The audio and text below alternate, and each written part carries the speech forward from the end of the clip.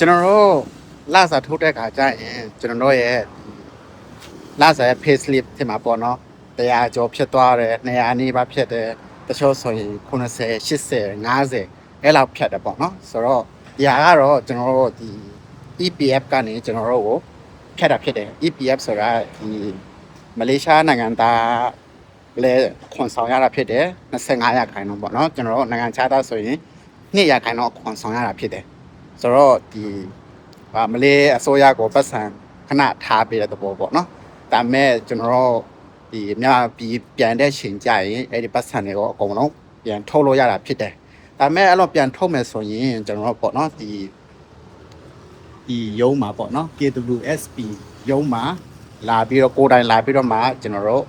ဒီ register လုပ်ရမှာဖြစ်တယ်ကျွန်တော်တို့လက်ပွင့်နှိပ်ရတယ်ပြီးလို့ရှိရင်ကျွန်တော်တို့မျက်နှာ scan တွေထားရတယ်ပေါ့နော်တော့လာလောက်ရတာဖြစ်တယ်အဲ့မျိုး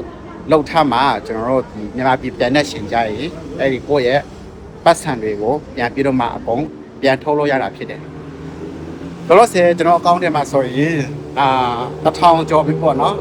1045ကျပ်ကျော်သွားပြီဖြတ်ထားတာ1045ကျပ်ကျော်ပြီပြန်ထုတ်လို့ရတာက100ကျော်ပဲပြန်ထုတ်လို့ရသေးတာဖြစ်တယ်နော်အကုန်လုံးထုတ်ခွင့်မပေးဘူးအကုန်လုံးထုတ်ချင်တယ်ဆိုရင်မြန်မာပြည်ပြန်တဲ့ချိန်ကြမှာအကုန်လုံးပြန်ထုတ်လို့ရတာဖြစ်တယ်